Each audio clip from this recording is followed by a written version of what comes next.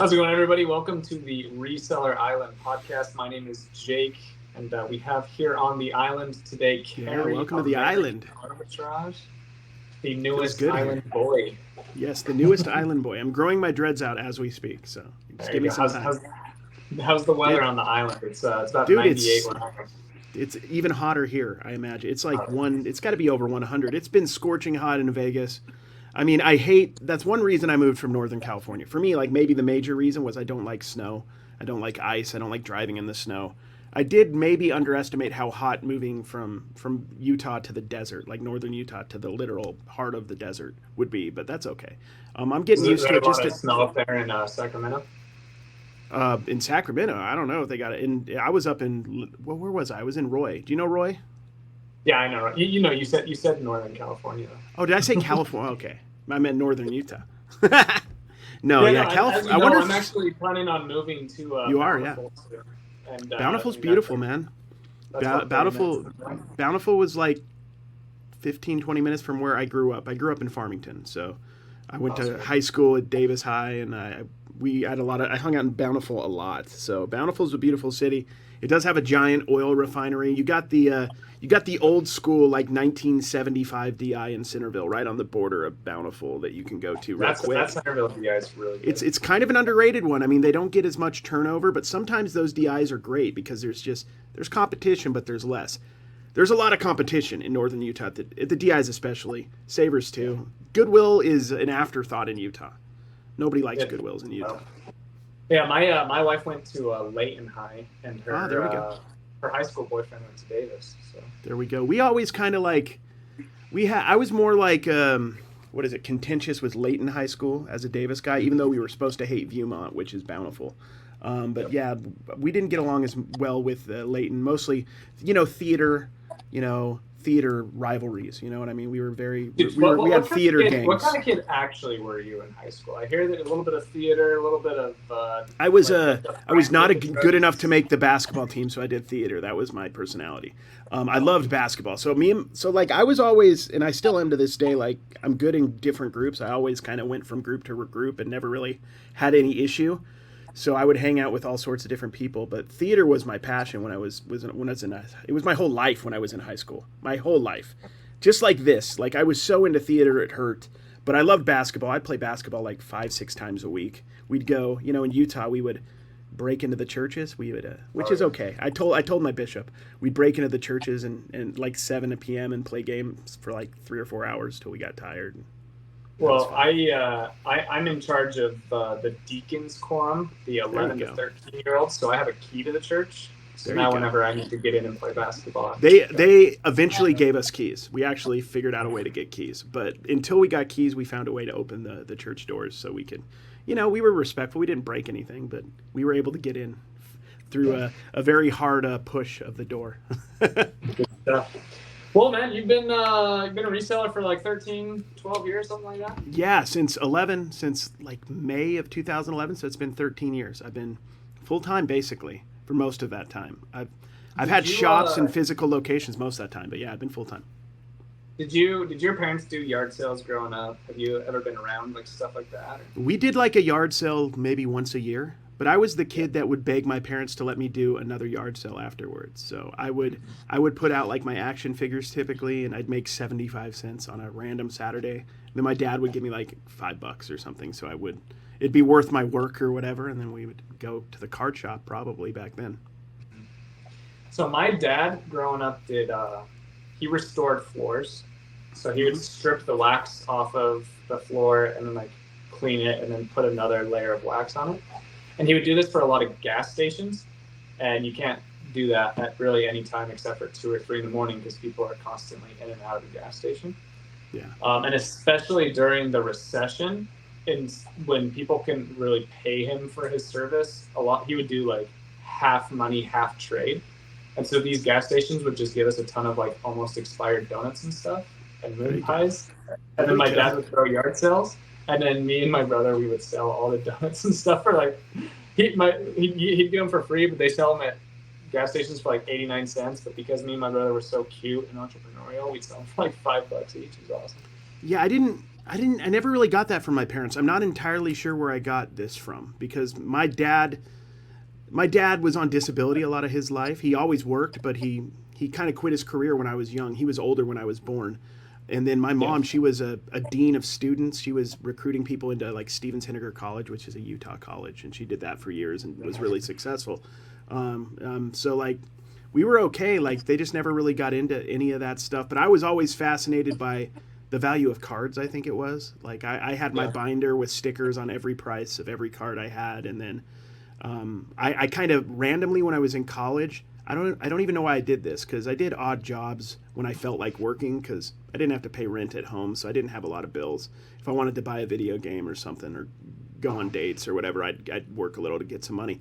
But basically, like I would just put together cards I bought on eBay auctions. I would buy, this is a deal, this is a deal, this is a deal. Then I would put them all together. I would actually back in that day, I would take pictures and put them in the actual description, like HTML. I figured out how to do that, and I would just start it at $1, and I'd make like over $100. But it was I never I don't even know what my goal was because I didn't really care. I just really loved putting it together, and I don't know why I did it. I can't even pinpoint why I enjoyed that so much. I have no clue because it wasn't really to make money. I was hoping to make money, but I was risking a lot, and there was a good chance I wasn't going to make money. So I don't know why I did it, but there was something about it that I enjoyed. I remember back in the day when I was like 12 or 13, I didn't even know really what eBay was, but I also was super invested in basketball cards and stuff. And then my friend said, "Hey, did you know that you can like buy them off of eBay?" And so a lot of times during school, him and I, we would just hop on eBay and then we would upbid auctions just to piss people off. And then if we ever won, we would just cancel the transaction because we had no money. So like, oh, you think you're gonna get this Carmelo Anthony? So for there's a $8? whole bunch of banned J-Ride eBay accounts out there that we've just forgotten about. Yeah. They should have forgiveness for anybody under 16 with that. I used to do I that. think I used to do that in real life. We would go to auctions. This was the stupidest thing a local auction ever did. It was a place called Bulwards. If you're from Utah, you may remember Bulwards. Mm-hmm. It was an Amazon overstock place that got basically they got all the lost luggage stuff, and it got sent to them, and then a lot of us would flip the stuff on Amazon and eBay. I was going there in 2011, 12, so at that time I was your age, like 27, 28, and I was the only guy using, maybe one of two people using a smartphone to price this stuff. I had Amazon at the time, which I don't really enjoy, so I stopped doing, and then eBay, and I would kill at that place. But they decided to do auctions a different way for a while. They were like, everybody start with your hands raised, and then as it goes on, drop your hand, which was really easy to mess with people because I would sit in the back, as you should in an auction. You never want to sit in the front. And there was competitors who would always bid on the stuff I wanted. There was this one guy, he sat usually in the middle or up front, and I would just hold my hand up till he dropped his hand. And the second he dropped his hand, I dropped my hand. And then they'd say, okay, we got to run it. You guys both dropped at the same time. Then we both put our hands up, and then I dropped mine immediately, let him have it for way overpriced. Yeah. So I loved the mind games of auctions. I loved it. I mean, I was an auctioneer too, so I mean, I just loved all that gamesmanship for sure. So all that production stuff with Dale going, yeah, all that stuff is true. Huh? Yeah, no, I mean, dude, there's a lot of gamesmanship in auctions. There's not enough people doing content on it because it's kind of a thing that's not as big as it once was because a lot of these auction houses are now primarily on, online. They're on Whatnot or they're on one of the Auction Zip and other websites that they have. But the in-person ones are still around a little bit in Utah, I know. I think there was Doug's. If you go up to northern Utah, check and see if Doug's still around. He's like 84, though, so I don't know. But Doug's auction every week in Ogden is fun. That's an old-school auction house. That's where the first time I met Dawn was me trying to get her to come to my auction. I was handing out flyers for my own auction at his auction and got caught, and he got very mad at me. Do what you got to do, man. Guerrilla marketing. And now, 12 years later, you are sending Whatnot orders with eBay tape. Yes, why not? Yeah, it's free tape. I'm gonna use it. I don't care about none of that. I use an Amazon box too if I feel like it. So it sounds like your reselling career is pretty different than it was 12, 10. Completely different, dude. Completely different. It's everything changes. Everything. Everybody who thinks reselling the way they're doing it right now is going to be the same in 5 years is fooling themselves. It's just not the case. It's not going to happen. You need to, and I talk about this ad nauseum, but you have to adapt. You have to change. I was making money 12 years ago with my brick and mortar shop and a live auction, and I was praying for like a way to do an online auction, but it was very complicated at that time and cost a lot of money, and I never did it. And then it changed to when me and Dawn got together. We decided to start focusing on like my store that I had at the time, and she started painting furniture. I was doing jewelry. I was doing all sorts of stuff at that time. We were going to ASD here in Vegas and buying jewelry wholesale. We were doing all sorts of stuff. Yeah. I've lived like 5, 6, 7 different lives reselling, and at this point, I'm very, probably to my own detriment, very set in my ways. There's certain things I just don't want to deal with anymore. I see you getting all these electronics, and I'm just like, man, I don't want to test any of that, bro. I don't want to do any of what you're doing. I've done it, and it was more my personality. Like, I didn't like it. If I liked it and it was more meticulous, it would be different. But I struggled with it, and I would end up with, 7 VCR players or VHS players, whatever you're saying in your videos to piss people off. That's what I had, and and I just let them sit for years, and I got rid of them. I mean, if we look at my return rate right now, it's 5.39%. Which that's not terrible for being heavy on electronics, or it seems like you're heavy on electronics. I am pretty heavy on them. That's not terrible. Some people would see that and just like cringe and run away, But literally right now, shall I accept this? Let's see. We just really got an offer for a Wi-Fi extender. But here's the thing about the thrift store, and I've said this 1,000 times. You can get good at any section. Electronics has a lot of, I feel like, more obvious big ticket items, but if you get to learn your clothing, if you get to learn knitting, if you get to learn cross stitch, I've made money in pretty much every section. There were these I think they were cross stitch programs that I got at that Bulwards auction back in the day. They were like programs that would teach you how to do it. I was paying pennies on the dollar, and I was selling them for 40 or 50 a piece, and I was getting boatloads of them. I would get professional VHS blank tapes back in the day. They were like the ones you would use in the film cameras. Those were like $300 for 6 blank ones at the time, and they probably have gone up because that's a lost art form. They're not using the old cameras as much as they used to. There's just so many places in a thrift store, if you want to deep dive and really get into it, where you can make money. That's what I love about what we do. There's so many ways to just make money on eBay. There's just infinite amount of ways. You could just go out. Go ahead, Matt. Sorry. There's this YouTuber that he's really good at NBA 2K.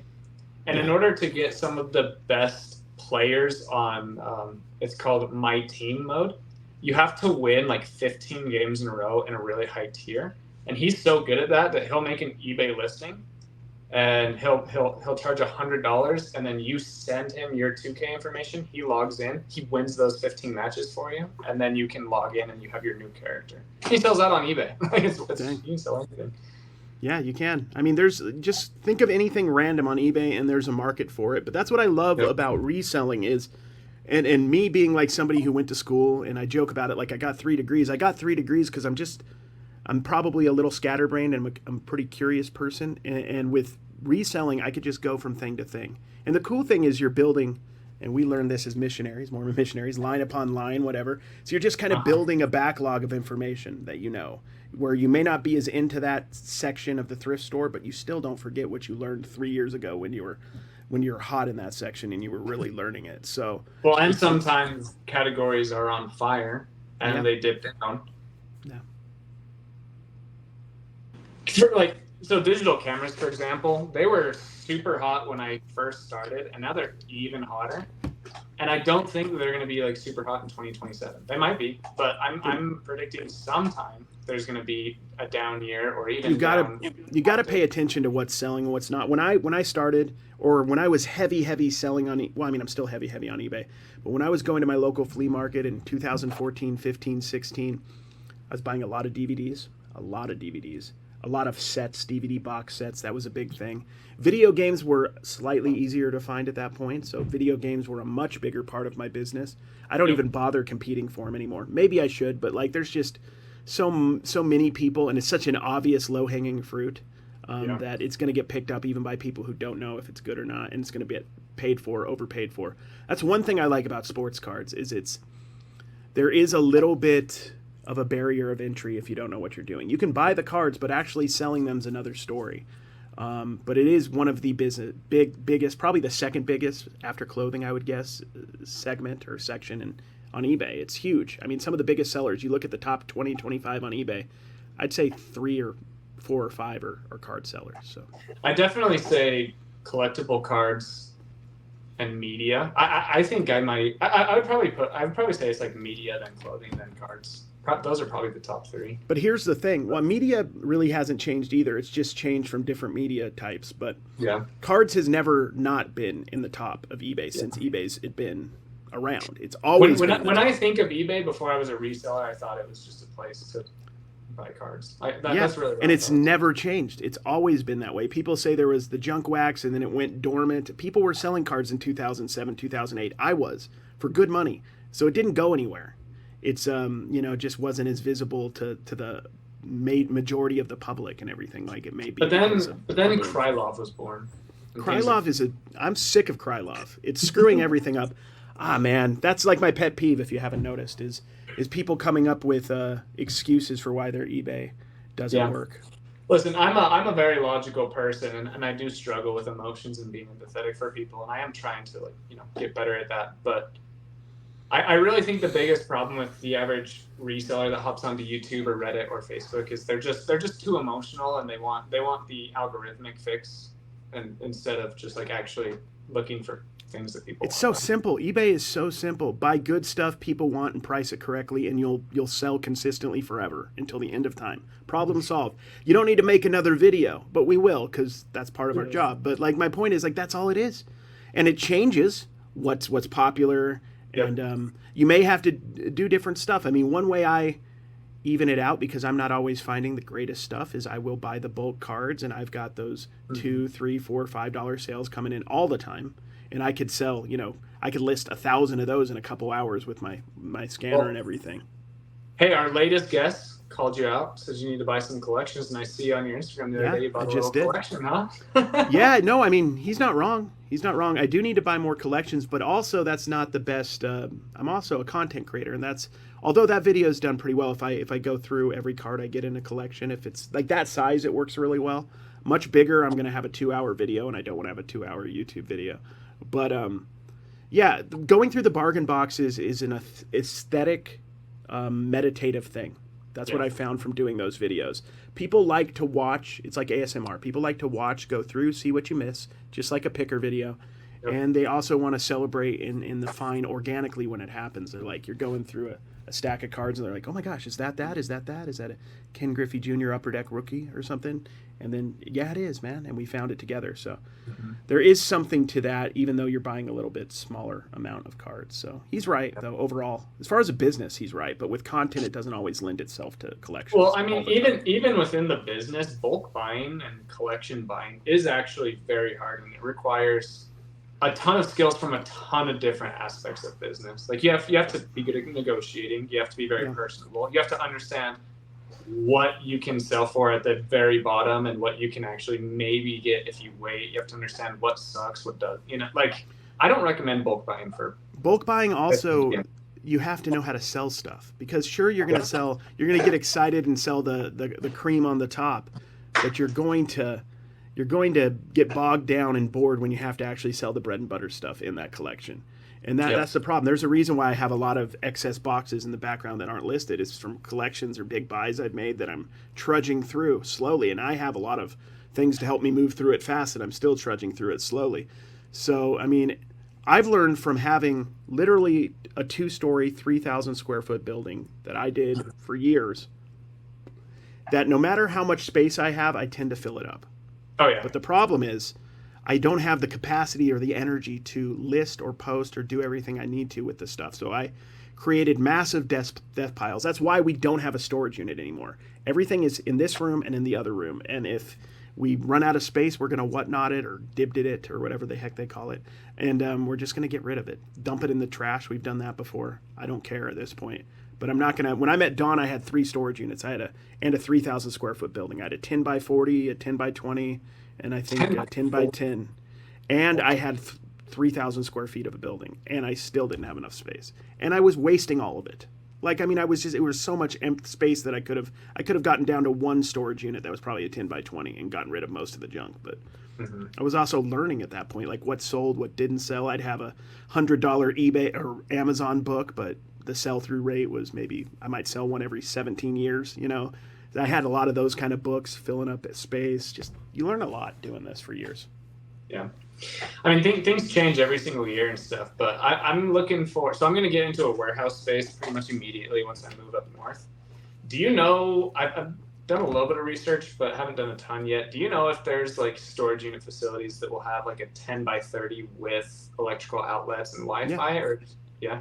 With Wi-Fi, I don't know, but Okay. I mean, I did a lot of business out of a storage unit. I used to back in this was like 5 years ago in Layton, right across from the DI and the Savers. There's a Cube Smart. I forgot what it's called, or something like that.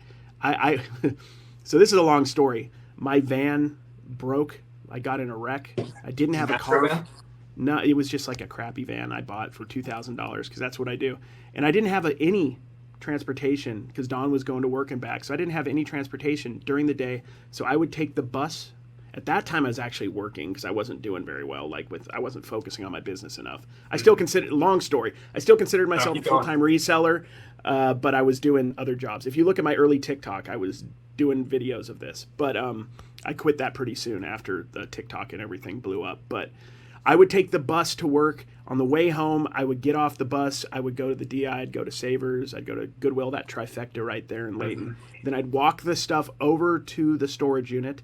I had a white table there. I'd pull the table out in the middle of the hallway, and I would take pictures, and I would sit there and list. And I would just do my work. I used it like a office location. I really did for about a year, and they never really cared because I asked them if it was cool, and they're like, "Yeah, just people are coming in and out. Just move out of the way." That's basically all I had to do. So I would spend like 8 hours a day there sometimes just working. But I was used to that because I'd had stores before that, and I got another store after that. So that was like an intermediate time that I didn't have either. But yeah, you're going to be able to find that, and they're really cool. A lot of them will let you work out of it to a certain degree, kind of like Daily Refinement does and stuff like that. So yeah, that's actually kind of like the situation that I'm looking for. You're looking for also if I can find like a 900 square foot warehouse. If you're looking for a warehouse, they have a lot of warehouse space just east of the DI and stuff in Layton. That's a little farther from where you are. It's going to be probably more like $2,000 a month at least, if not more. Yeah, maybe I know. 3,000. I've already taken a look at northern Salt Lake and Woods Cross area. You might do better there because it's an older part of town. You probably can get it for about half the price. Mm-hmm. I'm pretty pumped about it though. Yeah, mean, I'm pretty sure you're going to do good with it. With me, it was a kind of like the spoils of riches. I had so much space and I wasn't organized enough, and it just became a hassle and not used properly. But if you use that kind of space correctly, it's a big asset. I'm already pretty organized, and then I married the ultimate type A personality, super organized, and so she keeps me even more organized than. That's good. That helps if you're going to have a warehouse for sure. I'm too much of a free spirit to be successful with a warehouse, I feel. Yeah, I know, that's good stuff. But yeah, no, so I like your mindset of adapting and just like not like blaming anyone else but yourself. So I feel comfortable asking you this question. What has been the easiest period over the last 13 years of reselling? Has it actually gotten harder, or is it just different? Oh, it's just different. Yeah. But here's the thing, like it's easier. I think it's easier to resell than ever. It might be a little harder to find stuff than what it was 13 years ago. But I will take that trade-off every day because I have 13 years of experience. I never have a problem finding stuff, ever. I could just take 2 hours of concerted effort, which I don't ever really do because I don't need to. And I could come home with a van load of stuff. If you just look through Facebook, there's 1,000 ways to do it. And it's easier to sell than ever. I remember viscerally, because this was a big fear, like, what if something happens to eBay? I am screwed. This is 10, 15 years ago. I am screwed. Like this, my store is struggling because I'm trying to figure out how to do a store because I was in my late 20s and didn't even know how to do it, but I was trying. I didn't have social media or any income coming from that. So I'm like, if something happens to eBay, I am screwed. Then I got into Amazon. That helped a little bit mitigate the risk. And now there's just so many legitimate places to sell stuff. And it's so much easier to do your own website now than ever. Back Back in the Yeah. day, I did a website for the business and I used Magento and paid Oh yeah. $500 and immediately got phished and I had no idea how to run it and I was way over I needed like somebody to like full time to handle it and I didn't have the money for that. So, but now with Shopify just being so simple, it's Hmm. we are so lucky in this time with the amount of options. Whatnot is so valuable. Whether you use it or not, just for like to sell, you could source there all day, every day, and find stuff to flip. That's what I don't understand with people who are like, I don't have those kind of sports card deals near me. I'm like, dude, go on eBay for 1 hour, any hour of the day. Look at just like spend some time. You will find deals. Go on Whatnot, even better. For one, Kerry, like if the you actually only make reason why I am successful is because I'm in Utah. It's the only reason. even though the last 2,500 items I have bought to list on eBay have been online, it's only because I live in Utah that I'm successful. Dude, I've done, and you're gonna see this in CrossFit. You're gonna find so much, or not CrossFit. We're not going there, but you're gonna see this when we go to the 127. There's just stuff everywhere. There's different kinds of stuff everywhere. I'm doing a lot more clothing in Vegas because there's not as much of like the toys and stuff I was finding up in northern Utah, unfortunately. But you adapt. You just buy what's available. And here's the thing I found, like, because I love sports cards. I have never been in a place where I didn't have sports cards that were good and good deals around me because I've always found them. Because if you're looking for it, you're going to find this stuff. That's just the case. It might be a hole in the wall. It might be a flea market guy that you find locally. It might be one guy on Facebook Marketplace that's always buying boxes and just wanting to get rid of the stuff that isn't the $1,000 cards. I mean, you're always going to be able to find that. And with cards, well, you do it with glasses and cameras and everything, but with cards, there is a nonstop influx of lots of cards, for example, where if you're just paying attention, you could buy stuff all day. You could spend thousands of dollars and make thousands of dollars every day on eBay just buying cards and flipping them on eBay again. Especially in your niche, there's just so many guys that are like, oh yeah, I only sell graded 9 PSAs or higher. Yeah. You I live off the people who are, I don't know, too cool to sell the lower end stuff. But I live off that. And the lower end stuff to them is still decent, like $20, $30 cards. Or like I was at 702 here in Vegas last week, and I was picking up $15 cards, $20 cards, and they were like, nobody buys these, man. I'm so glad you're getting them. I'm like, these are the ones where you can make the money. Like the $200 cards are pretty much spot on the comp, and that's part of the card industry right now that's hard is it's hard to get a deal on a $200 card because everybody is paying attention to those because they're expensive. But on a $15 card, for example, last week I got a red ink Burt Blyleven autograph. Now, I've been collecting cards and reselling cards long enough to know that's the short print variant. They didn't know that. So that $15 card was probably a $20, $25 card if it was the regular. Still a good deal at $15, I guess. For cards, you can have a little smaller margins. Yeah, but being the red ink variant, I gave somebody a deal that the next day, I think it was, for $50, and I could have got more. That was the next day. Flip from a card shop that, they sold a one-of-one Lamar Jackson auto for like 30 grand a couple months back. I mean, they know what they're doing, but still they don't want to deal with that stuff. They don't have, everybody has a hole in their knowledge in every niche, every niche. So what kind of describe your philosophy around giving people deals and moving your inventory? For example, I got 3, most people probably won't even know what this is, but vintage Monroe, they're not even like calculators. It's just like literally, they call them counters. And I listed all 3 of them the same day for $179, and all 3 of them sold within minutes. And I knew that they would sell within minutes because all the other ones were at like $480. What did you say you paid for them again? What did you pay for them? $12, so $4 each. So you already win when you buy correctly. Exactly. You win.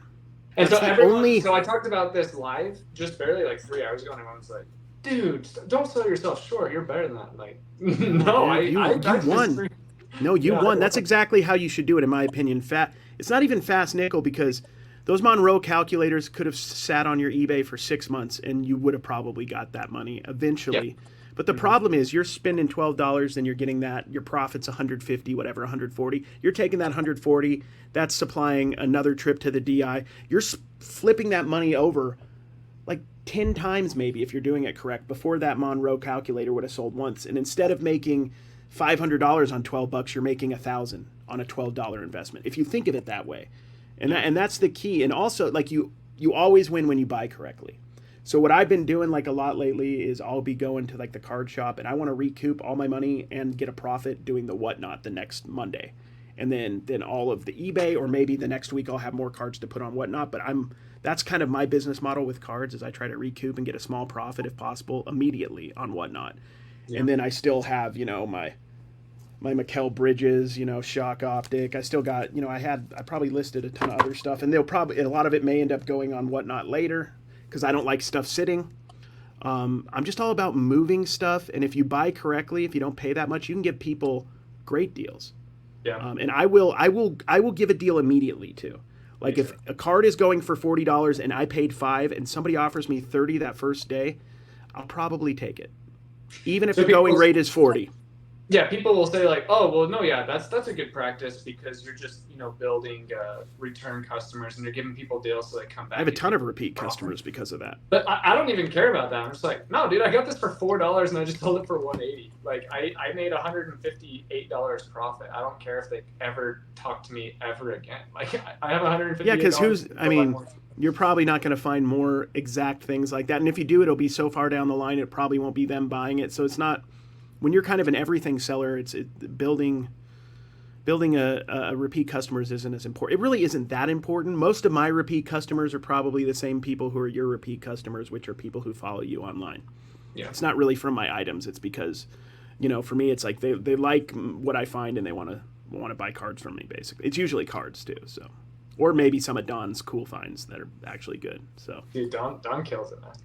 Don's good. Don's meticulous, though. She's the opposite of me when it comes to all that stuff. She's a digger, and I don't like touching things because they're all dirty. So, like, that's that's something that's kind of why I've changed how I pick over the years, because I'm a bit OCD, and it's gotten worse as I've gotten older. So, well, what I really like about doing this podcast with Sonny is he's super open about his deficits and his weaknesses and stuff like that. So how has your like OCD and stuff, for better or for worse, affected your reselling?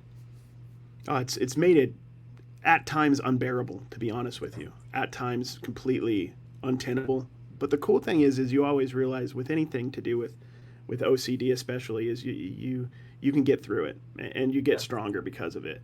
The problem is, like, what was it? The guys were showing me a pick they were doing. I think it was Death Pile Picker, and he was finding these awesome Houston Oilers hats in this barn, but there was just poop everywhere, animal poop. There is no way. Yeah, you saw that too. There's no way I would have I would have probably a mental breakdown, because I don't know what it is, and I've gotten a little better, but I don't know what it is. Like, I've always had a little bit of OCD ever since my Mormon mission, honestly. And it's, it ebbs and flows. I'm probably better at handling it than I used to be. I probably could still buy that stuff now, even though I would hate it. 5 years ago, I would have been like, Don, we're not getting, I don't care how much it's worth. I don't want to deal with 2 months of anxiety because it's in the house, which is silly. But that's a whole other thing. I've thought a lot about doing like a standalone video on that, but I don't really want to be that. I don't really want to have to talk about it all the time, because I'm trying not to think about it, if that makes sense. So, but it's hard. It makes it hard for no reason. I hopped back on my ADHD medication 2 months ago for the first time in 11 years, and now I get so many questions about that. Kind of like you were saying. Once you open up that, I'm like, everyone's exactly. Like, I'm pretty straight edge when it comes to that. I don't like taking even Tylenol if I can help it. And I used to take anxiety stuff, and I probably should, to be fair. But I've tried to handle it as well as I possibly can. And there's days that are better than others, but thankfully, honestly, I can handle it and still perform and still do what I need to do. I can handle it, so that's good. Well, I know that there's strengths that come from it too. As oddly as it sounds, like it's just taught you 100% differently. It helps with the empathy thing, like you talk about, because I don't know if that might have been something I've always. Here's the thing about empathy. I think I've always been a fairly nice person, but I haven't always been empathetic because I didn't have experiences. If I was young. Oh, I'm by myself now. So I'll wait for J-Ride to come back. I don't know what happened. We'll see if he cuts this out. He'll probably cut this out. If not, how you guys doing? Hopefully we're not bumming you out. You back? You're mute. Now I'm back. You're back. No, I'm just saying, I think like going through any struggle in life, anything, it helps you gain more empathy. So it allows me to be a little bit more empathetic, which is a good trait to have, I think, overall, if we can try to attain it. Yeah, it's a tough one for me, it really is. But I I think it's just life, dude. As you get older and you start seeing things, good and bad, I think it's just something that happens naturally over time. yeah. It's really weird. I'm kind of like a walking paradox with it because like I truly do care about how people feel, and I want people to just be as happy as me and happier. But it's I don't know. It's a lot of times our unhappiness comes from being victims and blaming things that are outside of. Oh, it's so true. It's tough. It's so true. A lot of our unhappiness too, and this is an OCD thing too. A lot of our unhappiness comes from things that we create in our own psyche that aren't even necessarily true, if that makes sense. And it Yeah. could be that we're a victim, or it could be that this thing is going to hurt me, or whatever it is.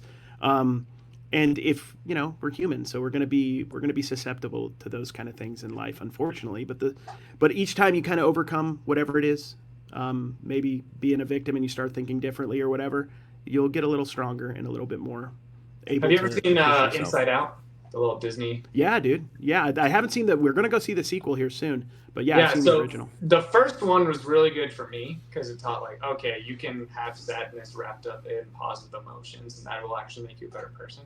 And then this last one was really good for my wife because she has the anxiety and also the OCD component. And so I think you'll really like the second one. I won't give too much Yeah, away, but it was super yeah, I've helpful. heard it's doing. Yeah, no, I'm excited to see it. It's cool though. Like overall, I'm probably I would lean towards saying I'm thankful to have gone through it, but it's probably something that's always going to be there to some degree. Yeah. And it does make picking hard when you see something really cool at a garage sale, and then you're worried about stuff that really doesn't matter, that isn't possible or probable, but you start wondering. You know what I mean? That makes everything a little bit more difficult, and I think that's what spurned the initial. Like when people watch me picking at a garage sale, I'm not as much of a digger as Don is, and I think I wasn't always that way, but I think getting into the OCD a little hardcore has made me that way a little bit. I have to struggle with trying to push myself through it a lot of times. So But hey, you're listed it's Nike interesting, now, so that's good. huh? You're listed Nike now, so that's good. I know, dude. That was. Yeah, I mean, that was not even OCD, but that was something I was very particular about because Oh, Veros for a long time freaked me out because I didn't want any Veros, and I would tell Don like, let's not list. Not only are we not listing new Nike, let's just stay away from Nike in general. But I've been, I'll keep you updated, man. I am listing highly varied products right now, and it's going really well. and here's the thing: like, I'm less worried about Vero now because of the great amount of places we can resell. I'm not as worried about if anything happens to eBay at this point. Not that I want anything to eBay, and eBay by far is my favorite site to sell on. Um, but I'm not as worried about it as I once was. I know that I could pivot to whatnot all the way, kind of like Chris at Daily Refinement did if I wanted to. But there's also other sites I could focus on more. I dipped I it. could dibbed it. I mean, I just posted a couple items on Instagram that I had posted on eBay and sold them immediately just through PayPal and stuff. Yeah. And you just keep that in your bookkeeping. It's not really that big of a deal, and it's another way for me to. There's just so many options nowadays for you to sell if you're selling stuff at a good price, and you build an audience, which isn't as hard as people think. I feel. I mean, you've done it pretty easily. I feel like you. Yeah. It's just following what works and basically beating a dead horse. That's the key to TikTok. Oh, this Just get works. it up on Do it that. over and over and over and over and over again.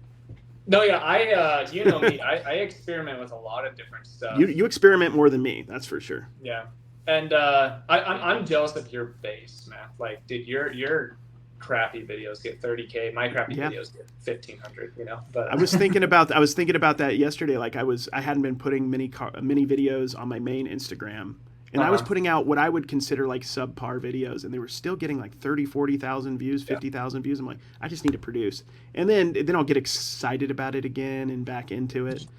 I've kind of been waiting for my trip to go cross country to get really hardcore back into Mhm. thrifting and doing those videos. But I've kind of got into it. I stopped at the thrift store on the way to the card shop yesterday, which was good for me, and I made a video. So I was Nice. proud of myself, pushing myself. So I'm actually really excited moving up into northern Utah because I'm gonna become like pretty unrelatable. That's what a lot of people, Maybe just because I am like it's gonna think I'm gonna get to like 80. aspirational. You'll become There you go. aspirational. There you go. But what's cool about this is I'm gonna get the warehouse. And I'm gonna have employees so I can just source and make content. So I'm actually super excited about the amount of because my JRed Picks channel, like I don't put nearly really any time into that because number one, I hate freaking editing GoPro footage. It's awful. Yeah, me too. Yeah, 100%. that sucks. But I'm excited. I'm excited to really start putting out more content on the JREG Picks channel. Yeah, but you could have a warehouse and everything, and you don't have to stop doing what you're doing. You could still be doing, I'm going to the thrift store, this is what Oh, I'm yeah. finding. Uh-huh. You can determine, what degree you want to talk about the warehouse side of the business, or that could be like a different series within your channel. That's not necessarily something you talk about in every video. Because, I mean, since I've had my shorts and stuff and my YouTube, I've had a store, I haven't had a store, I've moved, I've done a lot of different things. I've focused more on cards, and I've still been able to make the same basic video that I started with 5 years ago. Dude, your card content is awesome, man. Thank you, dude. That's been really crazy. You're about to pass your American Arbitrage account, right? On YouTube. On my YouTube, I'm gonna pass. The only thing I'm not gonna pass American Arbitrage on is probably TikTok, because that one just boomed during the pandemic. That's because you bought like 500,000 followers. Dude, I think I'm sure there's a lot of people who think that. I've never spent a dollar. But that I did originally with our Instagram, which is Dawn's. The first 10,000 before she changed it over to Lady Arbitrage was our business Instagram, 1851 AD. So we did some ads and stuff on that because it was a business account. We weren't trying to do social media. But yeah, no, it's cool what happens if you just listen to I could talk content all day, but listen to the algorithm and you focus. I learned something very important when I went to Florida for the card channel, is that I probably should double down on the pack opening videos. Yeah. And I've done that, and it's been huge for my channel. I can make those so easily. I can make 3 or 4 a day if I want to. And I mix in the same picking videos, and those perform even better now, which is great. But it's just I listened to what was working. I didn't get too romantic about what I maybe 100% intended the channel to be at one point. I was going to talk all about what every card was worth in the packs. But then I realized what was kind of cool about this is I could open these packs and just enjoy it and not talk about reselling them at all. Yeah. And then it also insulates me, meaning like I don't have to rely 100% on resell to make content. I could just make content about something I enjoy. And I'm learning that on TikTok too, because when I first started on TikTok and I really started to blow up, I think the reason why I was blowing up was because I was so reseller focused. And there are reseller focused TikTok channels. You're one of them as well, but I was like straight up like, hey, like these things that other resellers aren't talking about actually sell, and people were really liking that content. Yeah. But what I'm noticing now is like, dude, if I start with a Star Wars action figure, my chance of going viral is like 15 times. 100%. It's you kind of got to think of it like a painting, like a palette, and you want to have like a really eclectic, interesting, mind-bending palette throughout the video as much as possible. I don't always have that. Dawn's actually the best at this because Dawn will curate a video for weeks and pick the thing she wants. I sometimes will just be like, I'm going today and I'm getting a video. Come hell or high water. So I don't always have the best mix. I might have to go heavier on clothing, which is not my favorite thing in the world, but that's what I find consistently. But yeah, there's a lot to be said to go from like a Star Wars figure to an electronic, to a piece of MCM, ceramics from the 50s, to like a painting. I always look at the painting section. I'm waiting to find some paintings I can flip just because I think it would be awesome for a video. But I just haven't found much of anything in that realm. But it's all about keeping people off kilter, keeping the synapses going so they'll stay for your whole video. And triggering people. Yeah, but here's the thing. Here's my theory on triggering, because I know you do that. I think it doesn't work well unless it's natural. This is my thought. I think people can tell when you're putting on and when you're not. I mess up my words a lot in my pack openings, but it's always not. It's always real. I just leave them in, and I mess them. I actually am surprised how much I mess up words. It kind of trips me out. I once said I was opening up a pack. This is before your time. There was a Detroit Tigers player named Lou Whitaker. I know who he is. I grew up with him. And it was the first card in a pack, and I said Lou Willikers, which is a great name. Like, just sounds hilarious. Willikers. Gee, Willikers. And I just like, I don't know. I don't even remember saying that. And I'm like, I'm just leaving that in. I'm going to get roasted to shreds for that. But it was like 100% organic. And I get a couple people calling me out as it being like me planning it. I think you have to be a really good actor to plan it, where like they're like they don't even notice. But I mean, you opened this podcast by saying you moved down from Northern California. So. Exactly. I don't know. Like it's 1 p.m. my time, so I'm still kind of half asleep. Is my problem. I noticed that. Like I'm probably my best when we do the Trash to Cash podcast, which is like 6:30. Is when my definitely the night owl. Synapses are firing. Even if I get up at 8 and I've slept 6, 7, 8 hours, I'm always more. I could be exhausted, but my brain's always going at night. I'm a night person. Maybe it would take years, or maybe I'd never be able to fix that. But I've always been a night person my whole No, dude, you life, don't. We to the have we bane have of this my own thing. existence. We have this thing in society where we think people that get up early are like go getters and successful, and people that stay up late aren't. And it's like, dude, like, It's not true anymore. yeah. I mean, I don't Dawn think tells ever me, like yeah. in the Apple computer was invented in a garage at like 1 a.m. Like, like True.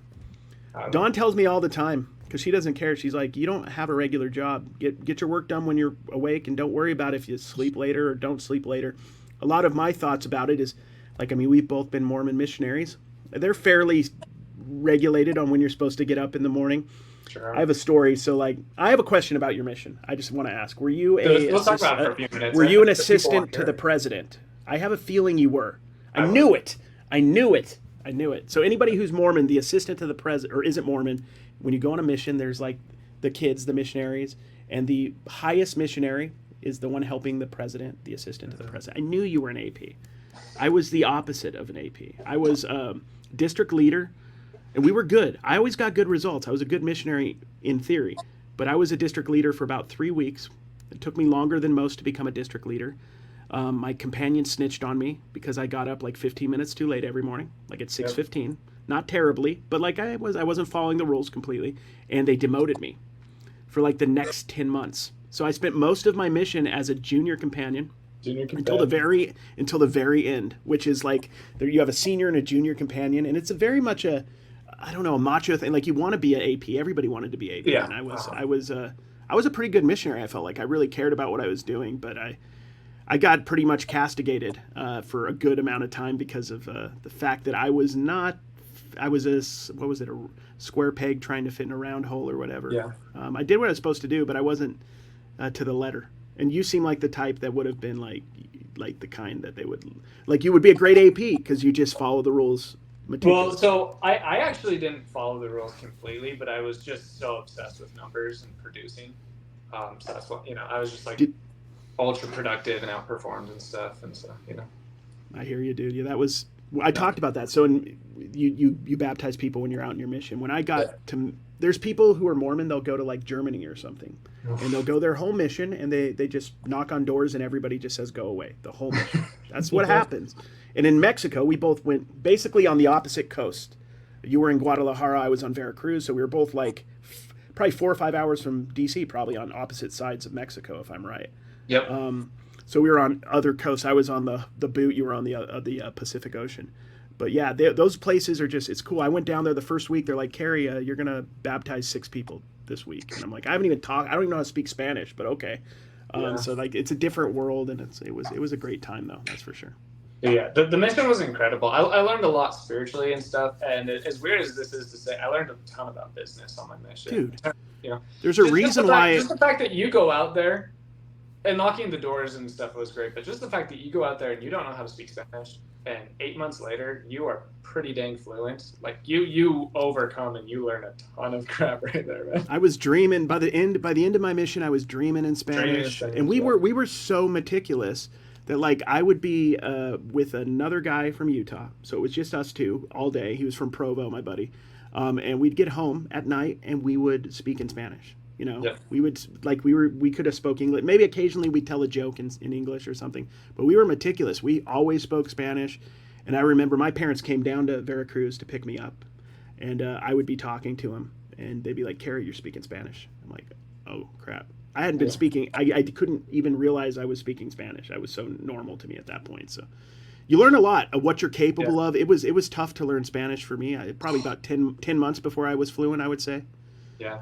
It was just a lot of me nodding my... Like 10 months to a regular person, they're like, oh, fluent in 10 months? What are you talking about? That's the fastest I've ever heard. But you got to remember, like 10 months is what? 8 months of being in Mexico not feeling comfortable. You learn to do it's it. the most uncomfortable feeling in the world, man. I remember going to this lady. She was somebody we were talking to a lot, and I think she had been baptized before we got there. And she would just tell us her life story, everything that was going on in her life. A couple times a week when we'd stop by, she probably gave us food. That's why we stopped by so much. Yeah. And she would just be talking, and I would just be nodding, going, see. And who knows what I was okaying and saying yes to for the first couple months. Who knows? But by the end, that was a really cool thing because I was there 4 months, my first area. by the end I was understanding Yeah. about 60-70% of what she was saying, and then I started to actually understand these stories she was telling. At first I was like caught a word here, a word there, and I was okay. Like in the before you go, you have a teacher, and they go really slow, and you can like I'm like I could handle Spanish, and then you get there and you're like, oh wait, they talk 10 times faster in real life than what we just listened to, and it's fun. You learn a lot about business though. You learn about going out there, pushing yourself to make this more about business than are talking us about them. You get two Mormon guys together, they'll talk about their missions for like 8 hours straight. Or if you get two guys that did summer sales, they'll talk about summer sales. Exactly, dude. I was lucky, man. I was lucky that I found a way not to do that. But you did it, dude. It makes sense, man. I am the summer sales bro, man. I was it. I did I did a little bit of like the There's a thing in Utah called Living Scriptures, the DVDs and the VHSs. Oh, yeah. So I did that. I sold those over the phone right when they were changing from VHS to DVD in 2005. My neighbor was the guy who made them, like the guy who produced them and everything. So I did that for years. That was fun. You don't remember his last name, do you? Was it It's Young, Sheldon Young. Okay. His name. Oh yeah, Sheldon Young. Yeah. No, my brother-in-law's dad was on that team as well. Oh, was he? See, that's awesome. Yeah. Yeah, that dude was rich. He was on my street in Farmington. He had a mansion at the time, like over $1 million in the 90s. It's probably like a $5, $6, $7 million house now.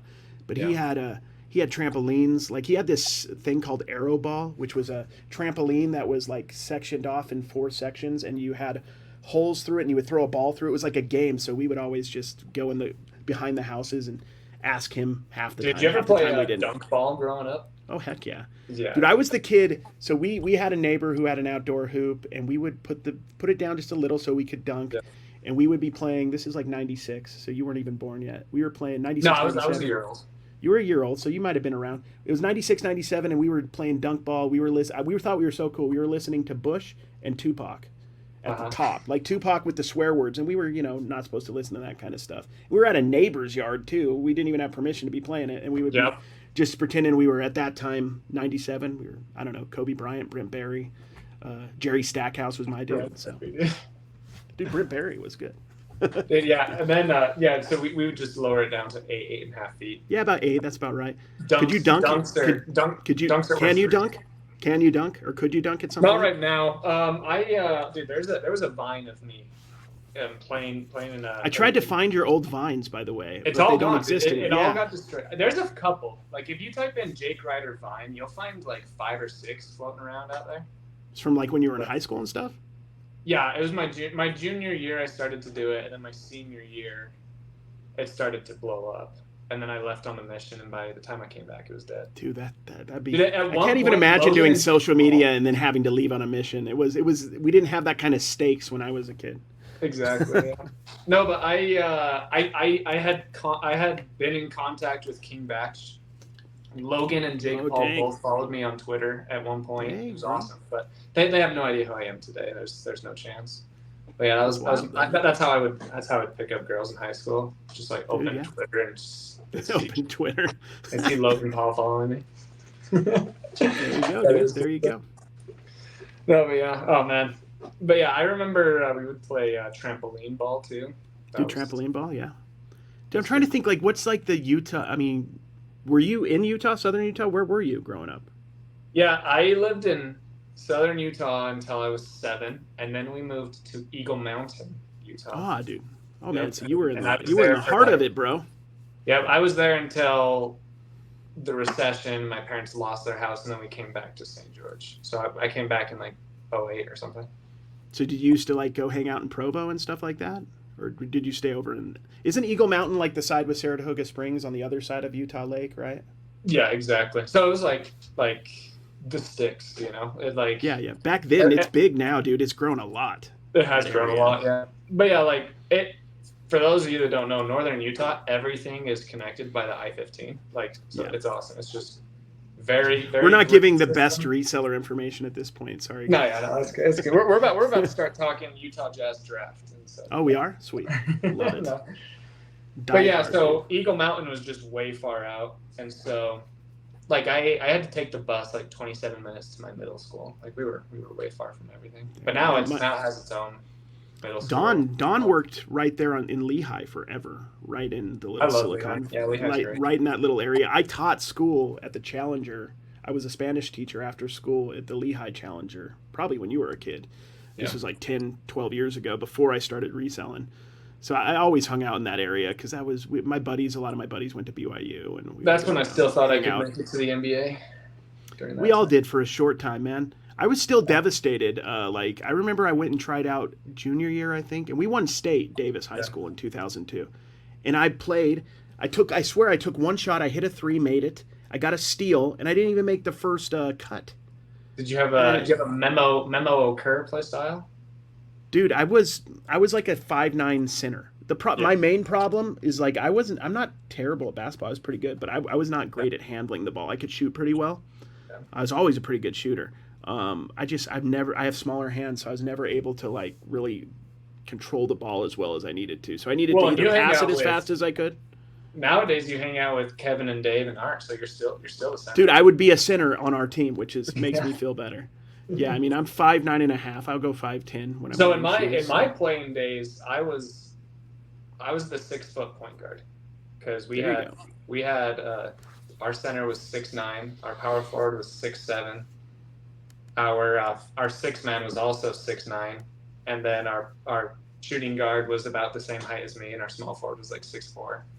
So yeah, we were pretty tall. But then you go to like freaking Indiana, and like, oh, your center's only 6'9", you know, like. Yeah. Like high It's school wild. basketball, or like San Diego high school basketball, it's just nuts, man. Yeah, we had a competitive team in Davis too. Like we had a kid. He ended up playing for Weber, Brody Van Brocklin, and there was a couple guys who were decent. But we used to have the Weber State guys come down and play at our churches. I remember vividly. They were so much better. There was always the thing that Damian Lillard came out, but that was like right after I left on my mission and stuff. So I wasn't playing as much in that era when I was in my early 20s. But yeah, he used to come down to our churches and play pickup games with everybody. Yeah, dude, that would have been dope. I mean, but nobody at that time thought Dame was going to be quite what he ended up becoming. So yeah, but yeah, that's sweet. Well, we'll get back into reselling in a second. I just want to hear what you think about the Jazz draft real quick. Dude, I'm so excited about the Jazz draft. I mean, it is names. I understand that maybe I'm just excited because I know who these dudes are. Yeah. But just from a flipping standpoint, during the season, I sold a couple Collier autos because he was projected at times to be in like the first at some points in the. That's how wild this draft was because there was really no consensus number one pick for most of the year. So Collier at one point, early in the season was projected to be number one. He went 29th to the Jazz. Yeah. So I feel like it's at that pay, whatever we're paying him, it's all upside for us with him. Oh yeah, for sure. Same with Filipowski. Filipowski was a steal. Filipowski was an absolutely a stud. He'll be like I don't know. He'll be like maybe Tyler Hansbrough. I think he'll be good rotational player for the Jazz and not expensive. I think he can be the second guy off the bench on a championship team. Maybe even that punt starter where you have like 4 really quality starters and then he's kind of like the 5th one, you know. And if Cody's 80% as good as his brother Jalen, we're golden. So, I mean, I'm really excited about what the Jazz did. I mean, I'm just ready to. They need to go all in on Tank, or they need to try to build something because I think they should. As much as I got to get rid of Larry and get what they can get. As much as I love him, he's such a great player. They just need to really just get those top 5 picks for the next couple years and build with, because I love Keontae. I mean, that's one thing I'm bummed out about this year is I wanted to go to every day of Summer League. I wanted to go like a week and a half straight of Summer League this year, but we are leaving the day before on our trip cross country. Oh yeah, that's nice. But the cool thing is we're going to Florida, and Orlando has the other big Summer League spot, and Salt Lake redid theirs. I used to go to Salt Lake all the time for Summer League when I was a kid. I mean, I'm going to have season tickets to the Jazz when I live up there, so I'll be good. Do it, man. Yeah, do it. I mean, every year. I'm so excited. I'm kind of excited for like the Magic to be my East Coast team because I've always kind of liked the Magic, but nobody's going to be close to the Jazz. And strangely, like I have a great hockey team here in Vegas, and the second Utah got a team, I'm not in Utah anymore. I was like, I'm all in. Like, I don't know, it's whatever part of me that's grew up in Utah. I'm like, yep, that's my team. The Utah, whatever the heck we're going to be, the Yetis. The Utah Soakers. The Soakers, the Super Soakers. There you go. But no, I'm stoked about the Jazz. I'm Man, just give us one. Give us one title, and I'll be cool waiting another 50 years if I can for another Dude, one. my dad growing up said the Jazz will never win a title because of all of the Mormons in Delta Center praying with a beer in their hand. That's the reason God never That let is us. probably true, yeah. Well, dude, I think the last couple of years proved that we could do it in this day and age. Yeah. There's so much parity in the NBA. The fact that Denver's won. I mean, you don't have to have the market. And one thing the Jazz have always been good at is developing players. Yeah. Oftentimes we'll lose them after we develop them. But I have, like, anybody we get, I feel like is going to be a solid NBA player at this point. Like, they might not be solid for us. They may go somewhere else. But, like, I have faith in Sensabaugh and Hendricks and all the guys we got last year. It's fun, man. That's one thing I'm diehard about. The University of Utah and the Utes and then Utah Jazz. So. Yeah. Well, right before we started, Kevin texted me and he wanted to know why you prefer Dave over Kevin. Like why? I don't. I love them both. Honestly, they're both great guys. I don't. Me and Dave. You know what it is about me and Dave is we're just like the same exact age, pretty much. He's a year younger than me, but I consider us pretty much the same age. And the second I talked to Dave, it was like every pop culture, everything like similar. It just clicked. Except for sports. Sports, but that's okay. I dealt most of my life with people like my close friends not being into sports, so that's not really a big deal. Kevin, I always feel like is more like an older brother. Is kind of how the vibe, because he's like that 6 or 7 years is a big difference. Same with Dawn. She's 7 years older than me, and like she'll be talking about how cool Motley Crue is, and I think they're lame. You know what I mean? I can't because like that was stuff we made fun of in high school, and Dawn was like in the height of it. So like that 6 or 7 year gap is significant when it comes to like just references and stuff like that. Well, my first couple of years of summer sales, I lived in Utah, and I would go to Columbus, Ohio, and sell pest control for the summer, 100 days or so. Dang. And we had 2 managers, and they were both young, and they were both cool, but one of them was like cool, and then the other was just kind of like, yeah, really cool guy. And so like we would always watch. That was like the most Mormon way to say what you were really trying to say. The other guy was lame, is what you're trying to say, right? No, so he was. I genuinely liked hanging out with him. He was cool, but he was on the lamer side of cool, I guess. Okay. And so like we would get the Super Bowl party ready back in Utah in February because we're not knocking on any doors, and then they're like, oh hey, should we invite him? He's like, I don't want to invite my dad over for the Super Bowl, but we invited the cool brother over. Yeah. No, Kevin's a lot. I mean, I think that's one thing I think the podcast has proved. Kevin's a lot cooler than even I thought he was. Yeah. He rolls with pretty much any of the ridiculous things we say, which is hats off to him because we say some honestly fairly terrible things about him. I watched half the podcast this morning. It was bad. This last one was bad. That lady, she's like, you guys are just so immature. You talk about. Oh, we went real bad. We had to cut out like 5 minutes of me and him talking about stuff, like very immature things. So we had some fun in that podcast. But that's the one thing, I mean, that I love about the podcast or podcasting in general is just being yourself. And ultimately, that's the only thing as content creators we can offer anybody. Anybody can teach what you're teaching. I mean, maybe not exactly the same things. You might have a little insight.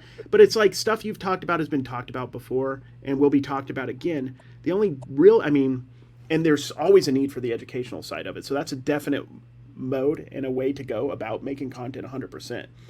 But besides that, the only differentiator we have is our personality and who we are. Yep. And the authenticity we can bring, which in my case is self-deprecation a lot, and but everybody's got their own thing. Some people are very serious, and that is like Tech and Sport is very serious about what he does. He's very passionate, and that's authentic. Like his content is 100% authentic to what he cares about and what he's interested in. So it works beyond just being informative. It works because it's him. That's who he is. So it works. Especially content form. Like people will give me like honest critiques, and like I listen to and stuff. But it's like, especially in podcasts, it's like, hey man, like you're gonna dedicate like 70 minutes, 90 minutes of your time. So like you don't have to like if you don't like the podcast, like just, don't listen to it. Like there's a ton of different other options. Like we aren't different from Trash to Cash by design. We just make a podcast and it's different than Trash to Cash. You're different because it's Jake and Sonny, and and you're talking about what you two want to talk about. Yep. The thing is, like, I think that's why our podcast works to a certain degree, because it's just literally us talking Yeah. about and maybe to it, and it's funny and a gag to make it as little reselling as possible. It's almost like a Yeah. shtick at this point, and I find it funny to just like actually try not to talk, but it's more a gag at this point. Like Yeah. we do talk about reselling, but that all happens naturally, and that's the cool thing about like a podcast in general is as you get to know the person, you just kind of get a repertoire and you figure out, kind of like what works for you guys. That's the fun. Like I think your podcast has gotten a lot better as you guys have learned more about each. It's honestly just the process of you guys getting to know each other better too, Yeah. because you've talked to each other for months and maybe a year or two, but like you actually having an hour and a half discussion over and over week by week, you start to kind of understand each other's personalities a little bit more in depth, and then you go, okay, this is like let Sonny go on this one for a sec. I'll lay back. Okay, this is my thing. I'm gonna go in on this, and Yeah. I have the perfect situation. I can go brain dead because Dave is such a great maestro, which I don't Yeah. know if people realize. You probably realize it doing podcasts, but Dave is like the train engine. He keeps everything going. If you ever notice, if Dave doesn't say something for a sec, we're all screwed. Not because I couldn't do what Dave's doing. I couldn't do it as well, but I'm not thinking in that frame of mind. I just wait for Dave to say something and riff off of it, and then we just make fun of Kevin. It's that simple. So speaking seriously on Dave for a second, he really is. He's really good at what he does. And some He's some great, of man. his channel is like a bit of like a character. Some of it is truly him, but it's like he's just really good. And he has an Emmy. Like He literally it does wasn't have an Emmy. completely him that earned the Emmy, but he was literally on a team that got the Emmy, and he was a big part of it. And it's because Yeah. he's just good at content. He's good at human psychology and giving people subliminally what they want. He's Exactly. really good at that side of it. And there's some intentionality behind, like in the podcast, for example, of making ourselves caricatures. It's Yeah. fun, and it makes it easier and more digestible. And the cool thing is, like, you may initially think of us as caricatures, as Kevin as the more serious businessman, and Dave as the ADHD guy, and Carrie as just the buffoon and the fool. You may think that when you come in, and that's all good. I think you kind of latch on to personality types. Like people relate to me more, relate to Dave more, relate to Kevin more. And then as you watch a podcast, inevitably, the truth of your personality comes out over time. You can't help it.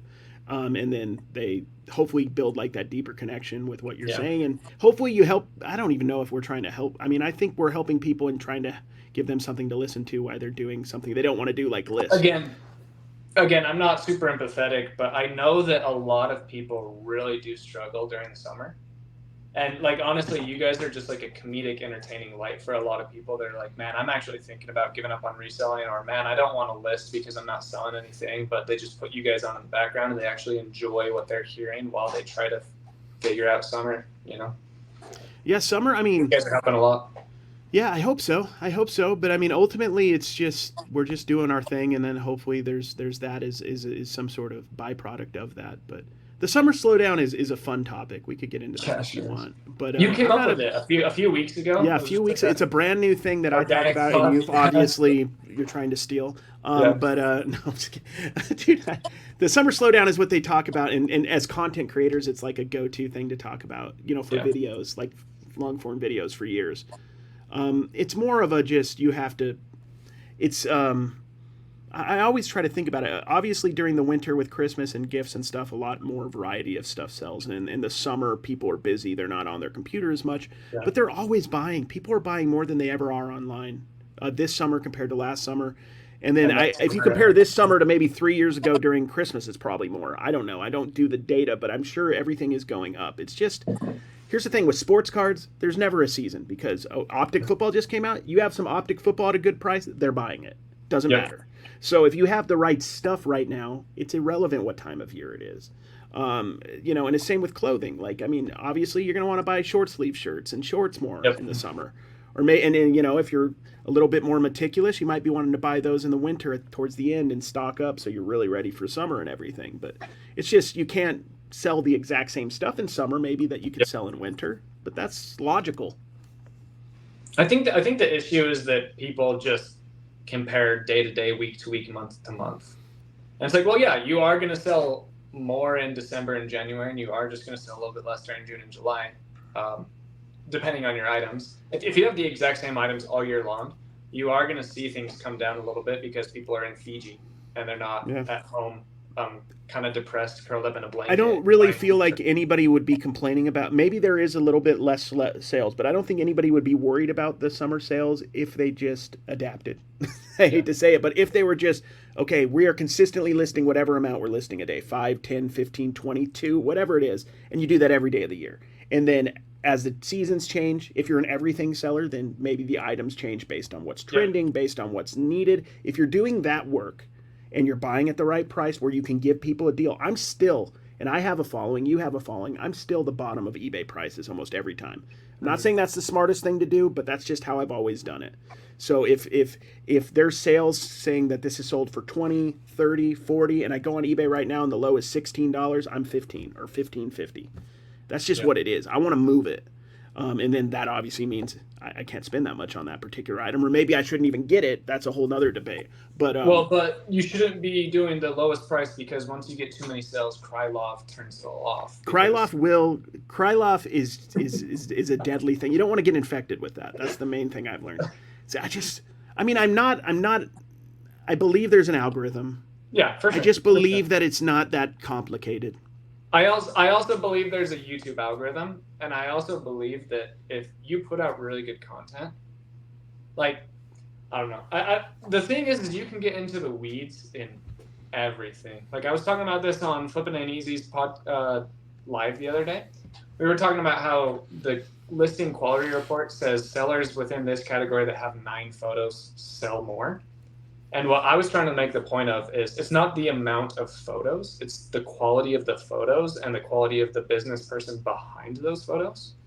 So it's not nine, like if you did this It's a very good nine point. times, but if you did 4 really good photos, the 4 photos will do better than the 9 of just the same photo 9 times. Exactly. You know, But also, same, you same thing might, with same thing with YouTube, same thing with Google Ads, same thing yeah, with everything. you're It's just 100% make right, and it YouTube might list. not be 100% because of the photos that the items are selling better. Maybe the Yeah, person is making such good photos and knows how to do everything else within the listing very well as well, like pricing correctly, making, you know what I mean. It's more than just, maybe that's just a symptom, or not a symptom, but just like that is showing how good they are at what they're doing. It's I know just the word you're looking for, and I I don't know can't. what the word is either, but A it's just byproduct. That's a not the word. byproduct. Yeah, it's just a Uh-huh. byproduct of them knowing how to make good listings, not necessarily Yeah. because they made 9 pictures they automatically go up. So it's always been simple to me. Like it's so easy. Mikal Bridges just got traded right to the Knicks. The going A lot rate of on hype this around it. card, yeah, there are a lot of this is actually doing good on Whatnot. I might put this on Whatnot for me right now, but this is Yeah. like a $7-8 card, and on the low, and it will sell probably in the next week at that price. If I paid $1 for it, or I paid even less I can't lose. If I try to Mm-hmm. get $15 or the high, or I try to get what they were getting in 2021, during the height, I'm not going to get that. So as long as I price it correctly, and he's obviously somebody that people are talking about, especially right now. He's hot at the moment.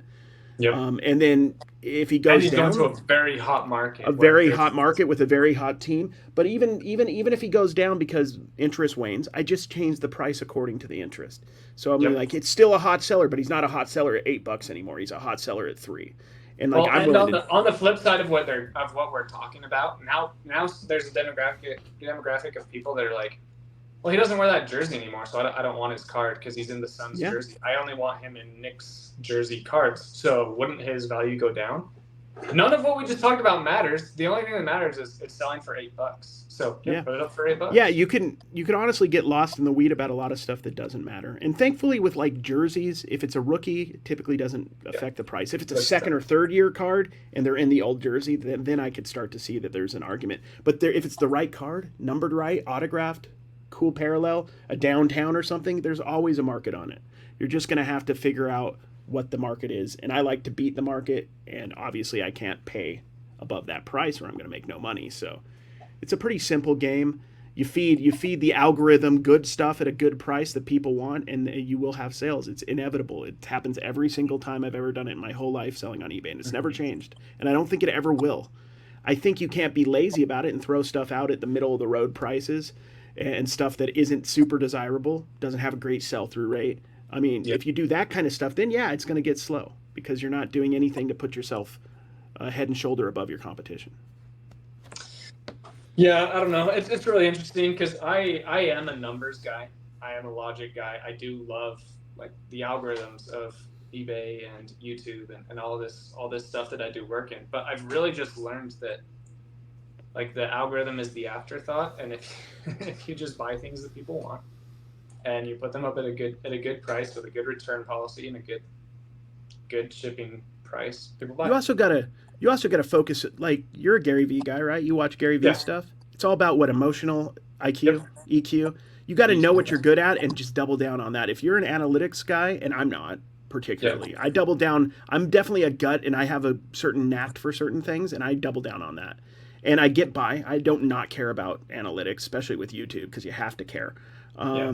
But I just don't double down on it because it's not my strength. So I still think you be you, but then yeah, there's always a certain degree of this that's a feel that's just it's a good item. It's gonna sell. I know it. And maybe behind that feeling and behind that impulse is actual knowledge you've accumulated over time that is analytical. You just might not be able to parse it out in that moment.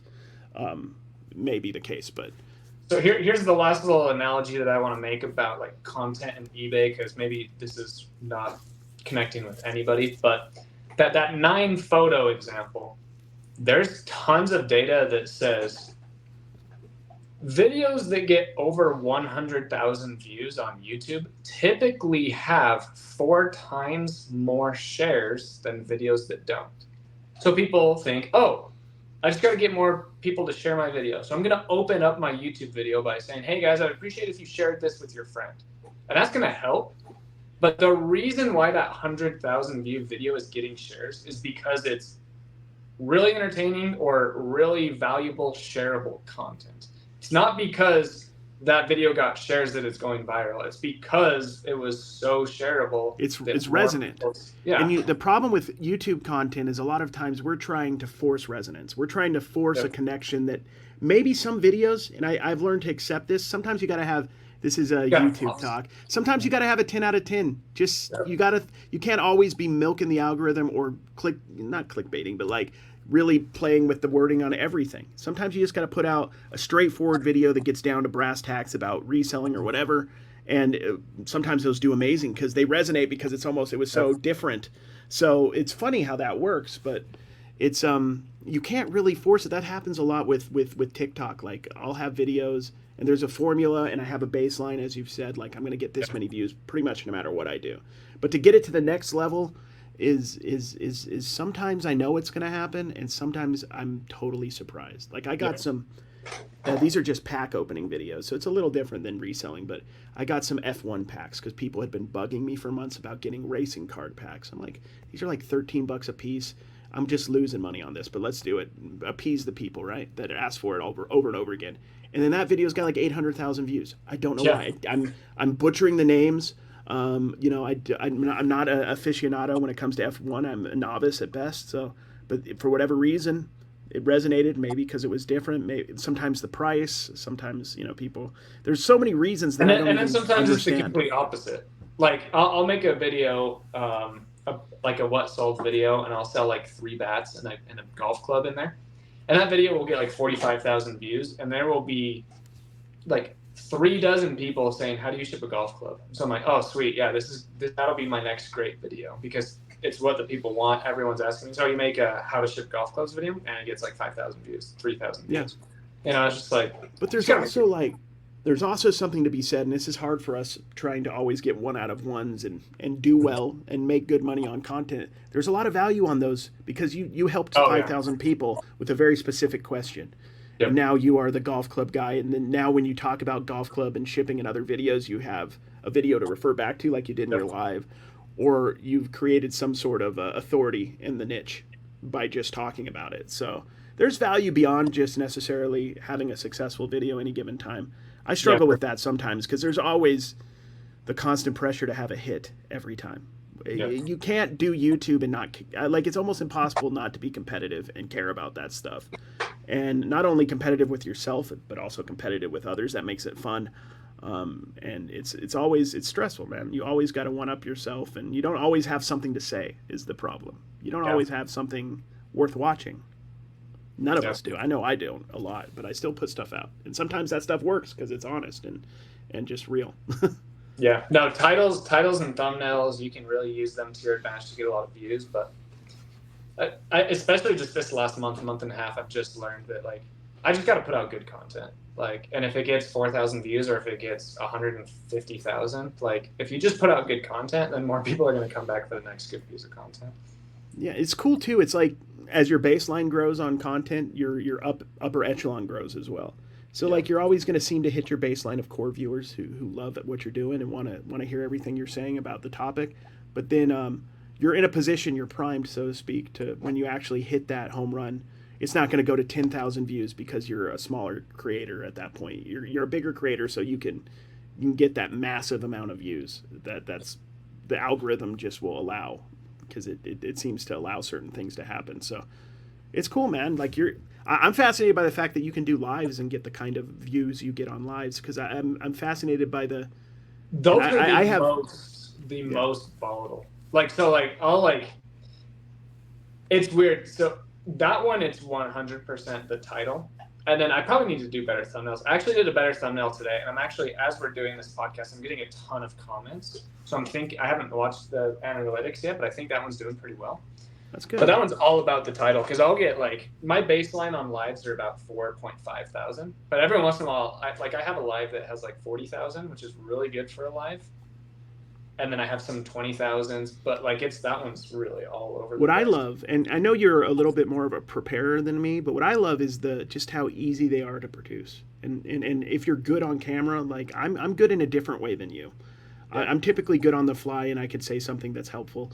I'm not really particularly. I'll have like a small amount of notes on my phone to discuss his topics if I need to, but I don't really prep too much. But I've had good luck with lives too.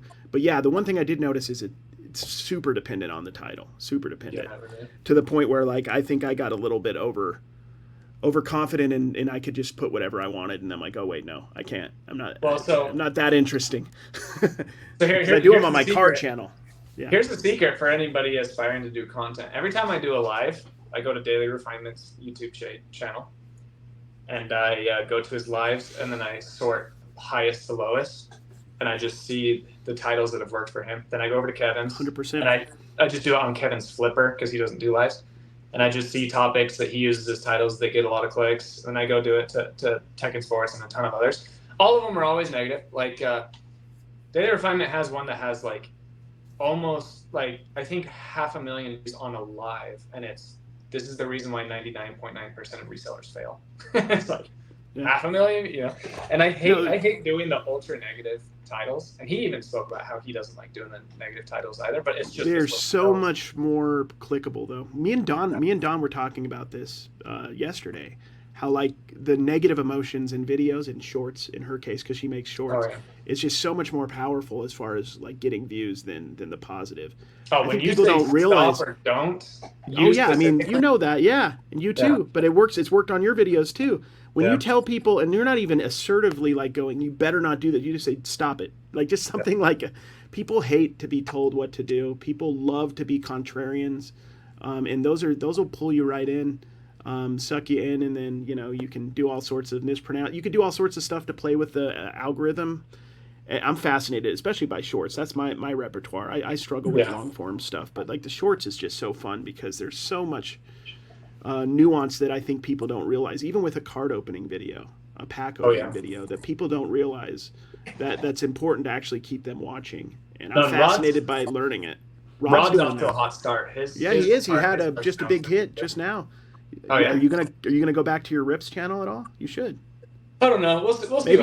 Maybe just for like TikTok, dude. I'm doing. I mean, you're doing good on TikTok too, money wise. But there's money in it. I've never talked about this before. I guess we'll kind of end with. We don't have to. No, I will. No, so I have some faceless stock finance TikTok videos channels. Nice. Dude, it's a cash cow. Like it's incredible. So I don't even talk on it. I just have scary music play in the background, and I say top 10 stocks that are going to zero, and then just for 60 seconds, I just put 6 seconds of screenshots of really popular stocks that are not going to zero, and say that they're going to zero, and people go freaking nuts. Oh, it's that's awesome. wild.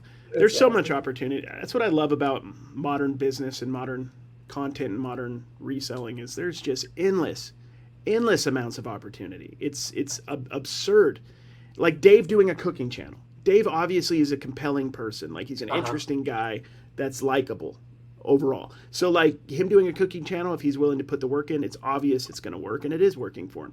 You understanding algorithms and enjoying that side of TikTok, for example. I mean, I probably could do something like that too if I was passionate enough about it. But like Yeah. that, why not cash in on that? It's like us. It's funny. Like we're almost in a side hustle business, even though it's our full time gig. But Uh-huh. we can have side hustles beyond Oh yeah, for our sure. classical reselling side hustle, and that's what I love about this. Yeah. No, I really like the direction that Dave is taking with that channel because he's I think he's even said it in some of the videos and on the podcast. He's like, I'm not here to teach you how to cook. Like, you guys are Dude, literally just gonna come cook with me. So it's so if you want to good. cook with me, let's do it. If you want to learn how to cook something, like come click away. He's For not sure. watching at this point, so I can say this. The video that's blowing up for him, that's like at 45,000 views. He's had bigger ones, but the current one that's doing really Uh-huh. well is so good. I can't Yeah. even explain it for that niche because that niche is coming from these super polished videos Yep. of super like over the top like professional style videos, and Dave is doing a real version of that, but he's still clean with his editing. The visual is still very crisp, so it's not like poorly lit and not watchable.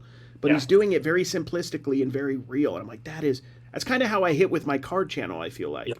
Is I agree. like I made it clean enough to be watchable because I watched other people's videos in the niche, but they were kind of unwatchable, even though I watched them because I loved bargain boxing so much. But I just made it slightly more palatable and then just used my knowledge on cards or whatever, and it took off for me. Yep. And it's like I was the antithesis to all these guys going to card shows saying I just spent $30,000 in 1 hour. You know, I'm I not spent that guy. 36. Yeah, and then because then you have to be the guy who spent 31, and then like everybody's going bankrupt. It doesn't make any sense to me. So I was just the guy like, guess what? I found a card for $1. It's worth two. You know, like the literal antithesis of that, and it worked for me. Like the everyman going out, and there's a market for what Dave's doing. There's Yeah. a market for what everybody's doing. There's a market, like, even though it's not me, there's a market for somebody being the eBay guru, especially like the DI guy. Like, you're kind of, in my opinion, you're the spiritual successor of Osborne to Thrift. Yeah, You exactly. kind of are, because he just, I don't know what he did, but he's not doing it anymore. But I I feel talk to like him. you are the natural progression of that and can Yeah. basically take over that mantle if you want and Yeah. make it your own. But dude, we have talked about Dave a ton, so we better talk about Kevin for a Yeah, we moment. should talk about Kevin. Kevin We is get too jealous. Kevin doesn't get credit for how smart he is. Well, he Oh yeah, probably dude. does, All but he listen, is. all three of you guys don't. Like all three of you guys, you do. You guys do get the credit because you get the views and you have like a community that respects you guys. But all three of you guys are so talented in a few different areas that you guys just don't get credit for. Yeah, it's interesting. Like Kevin is like the reason why me and Kevin and me and Dave even know each other is because they were both contacting me because I was the TikTok guy that was having the Yep. success early on.